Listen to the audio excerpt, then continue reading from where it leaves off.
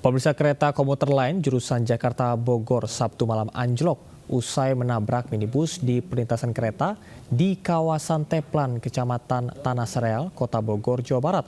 Akibatnya minibus ringsek parah hingga terseret beberapa meter. Beruntung tidak ada korban jiwa dalam insiden ini.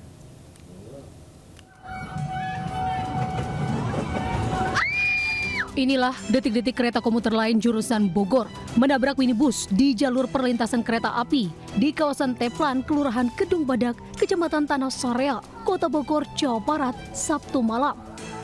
Yang terekam kamera amatir membuat warga histeris. Kemacetan pun panjang hingga membuat pengendara lain putar arah. Akibat insiden tabrakan, gerbong depan kereta anjlok keluar jalur. Sebelumnya, minibus hendak melintasi pintu perlintasan kereta, namun tiba-tiba mobil yang dimodifikasi tersebut slip hingga mogok di tengah perlintasan rel kereta saat tengah turun hujan. Sopir minibus sempat berusaha menghalau kereta dengan melambaikan tangan, namun usahanya sia-sia. Minibus tertabrak hingga terseret beberapa meter. Beruntung tak ada korban jiwa dalam peristiwa ini. Cuma biasanya lewat aja biasa, cuma kebetulan karena cuaca hujan, terus juga batunya udah mulai berlikit kayak kikis, jadi ya udah keselip aja gitu. Kendalanya mobilnya terlalu pendek kayaknya, ceper, nyangkut rel. Ratusan penumpang KRL tujuan Bogor dievakuasi ke kereta lain sambil menunggu proses evakuasi mobil yang ringsek. Dari Bogor, Jawa Barat, Andi Firmansyah, iNews melaporkan. Pemirsa, tragis satu unit mobil listrik menabrak belasan motor yang terparkir di salah satu tempat hiburan malam di kawasan Sunter, Jakarta Utara. Ya, akibat peristiwa tersebut, belasan motor rusak parah. Diduga pengemudi yang berkendara dengan kecepatan tinggi ini dalam pengaruh minuman beralkohol.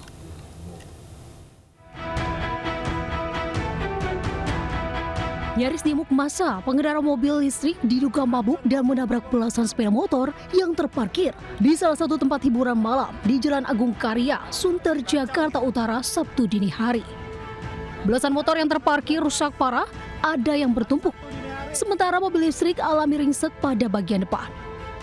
Menurut saksi, mobil listrik melaju cepat dari arah Kelapa Gading menuju Sunter dan sebelum menabrak belasan motor, terlebih dulu menabrak motor di bahu jalan serta terdapat percikan api di bagian bawah mobil. Motor kelindes, langsung mobil tiba-tiba naik ke atas gitu. Mungkin dia banting setir ya, banting setir ke kiri langsung naik ke beberapa motor pada hancur juga sih gitu. Selain belasan motor, diduga terdapat korban luka, yakni juru parkir di lokasi yang telah dibawa ke rumah sakit, serta sejumlah gerobak pedagang turut tertabrak. Belum ada keterangan resmi dari pihak kepolisian ataupun manajemen tempat hiburan malam. Dari Jakarta Utara, Sofian Firdaus, iNews melaporkan. Diduga korsleting listrik belasan rumah warga semi permanen di pemukiman padat penduduk di Jalan Abdul Qadir, Kota Makassar, Sulawesi Selatan, ludes dilahap api. Akibat peristiwa ini, kerugian ditaksir mencapai ratusan juta rupiah.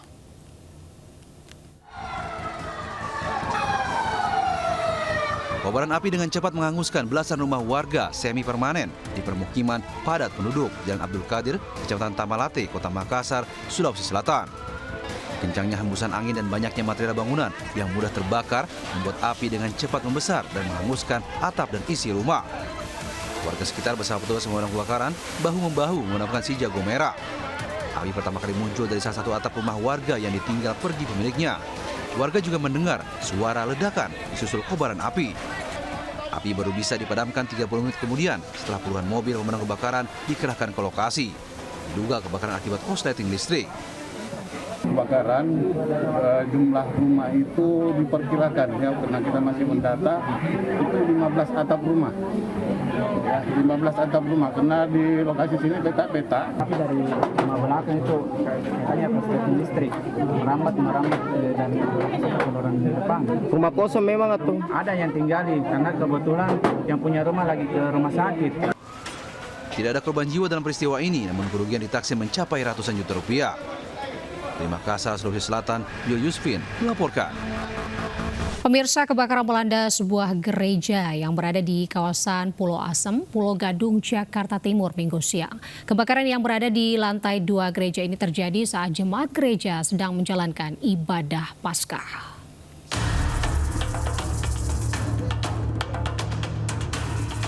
Kepulan asap muncul dari lantai 2 gereja, tepatnya di ruang administrasi gereja di kawasan Pulau Asem, Pulau Gadung, Jakarta Timur. Sejumlah jemaat yang panik sempat berusaha memadamkan api dengan alat seadanya. Kebakaran ini terjadi saat jemaat sedang melaksanakan ibadah Paskah. Belum diketahui penyebab kebakaran tersebut, namun diduga akibat korsleting listrik. Kejadian kebakaran memang sedang berlangsung, jamaat melaksanakan ibadah. Lagi sebenarnya ya. Itu posisi yang terbakar di lantai 2. Lantai 2. Ukuran 6x6 kurang lebih 36. Kebakaran akhirnya berhasil dipadamkan dengan menurunkan sedikitnya 5 unit mobil pemadam kebakaran. Tak ada korban jiwa dalam peristiwa ini, namun para jemaat terpaksa dievakuasi dan proses ibadah ditunda sementara waktu. Di Jakarta, Rio Manik melaporkan. Pemirsa, tebing setinggi 100 meter di area pertambangan Galian C di Kelurahan Rawasari, Tembalang, Kota Semarang, Jawa Tengah ini longsor. Akibatnya seorang pekerja tewas tertimbun longsoran tebing.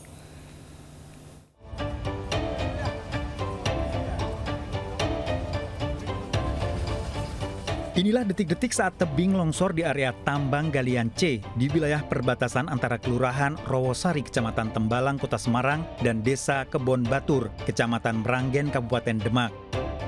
Longsor menimpa beberapa truk dan alat berat yang tengah beraktivitas. Selain itu, longsoran juga menewaskan seorang sopir truk dam, Muslih, 56 tahun, dan sejumlah pekerja lainnya mengalami luka-luka. Usai kejadian, petugas gabungan dari Polrestabes Semarang bersama Polres Demak dan Dinas ESDM Provinsi Jawa Tengah mendatangi lokasi kejadian guna memastikan titik koordinat lokasi longsor. Bersama dengan ESDM mengecek lokasi dan berdasarkan peta desa, peta dahulu dan juga peta blok, bahwasannya lokasi runtuhnya Galian C itu di wilayah Kelurahan Rawasari. Itu tanah galian mengalami longsor. Korban? Ada 1 korban meninggal dunia. Terus untuk saat ini seperti apa dan penanganannya, Mas? Karena masuk administrasi wilayah Semarang, untuk penanganan tidak lanjut ada di Polrestabes Semarang. Hingga kini petugas masih melakukan penyelidikan dan memeriksa sejumlah pihak termasuk perusahaan pengelola pertambangan tanah uruk tersebut. Dari Semarang, Jawa Tengah, Kristadi iNews melaporkan. Selain itu, longsoran juga menewaskan seorang sopir truk dam, Muslih, 56 tahun, dan sejumlah pekerja lainnya mengalami luka-luka.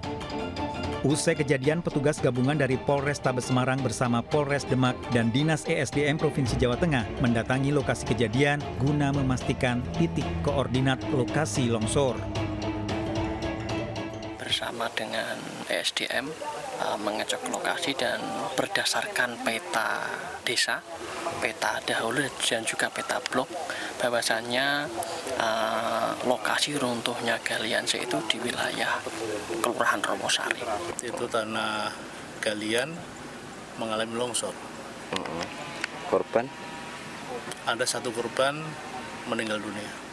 Terus untuk saat ini seperti apa dan penanganannya, Mas?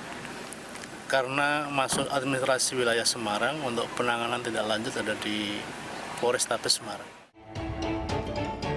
Hingga kini petugas masih melakukan penyelidikan dan memeriksa sejumlah pihak termasuk perusahaan pengelola pertambangan tanah uruk tersebut. Dari Semarang, Jawa Tengah, Kristadi iNews melaporkan. Pemirsa, sebuah toko menjadi korban penipuan dengan modus menggunakan kris palsu di Semarang, Jawa Tengah. Dalam aksinya ini pelaku berhasil membawa kabur 2 buah kaos lengan panjang, minyak wangi, dan juga uang Rp50.000.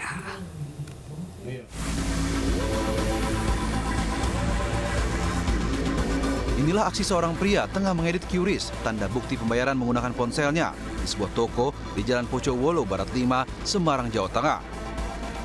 Beberapa saat kemudian kepada karyawan toko, pelaku mengaku sudah membayar melalui QRIS dan memperlihatkan QRIS bukti pembayaran dari ponselnya. Bahkan karyawan toko juga sempat memfotonya dan dikirimkan ke pemilik toko. Namun sehari kemudian baru diketahui bahwa QRIS bukti pembayaran tersebut adalah palsu karena pembayaran dari pelaku tidak masuk ke rekening toko.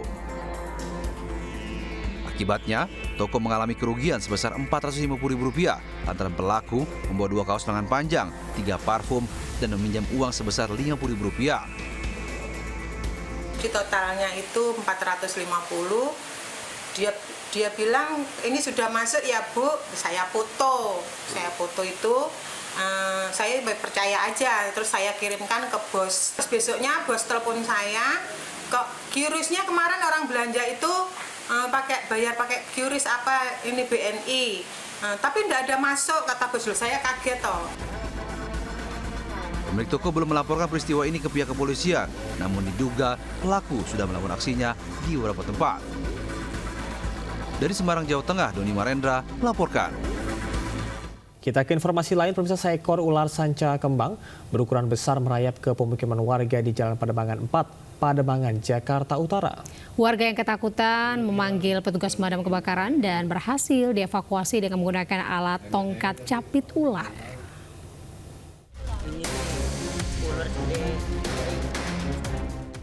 Warga dihebohkan dengan penemuan ular di sebuah rumah warga Jalan Pademangan 4, Jakarta Utara.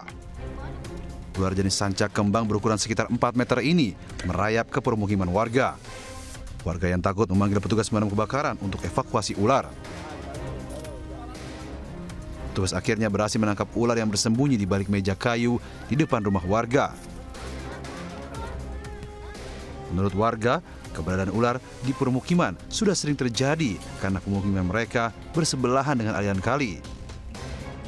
Dan besarnya ular membuat warga juga khawatir karena banyak anak-anak yang bermain di kawasan ini. Ini udah yang keempat kalinya. Ya maklum lah, kan namanya deket kali, terus kita kan nggak tahu ya namanya binatang kayak gitu. Jadi bisa gimana aja kan. Permukiman warga banyak anak kecil juga ya kan, takutnya kenapa-napa. Selama ini belum ada yang ada korban, tapi ditakutkan namanya ular itu menyerang anak kecil yang ditakutkan.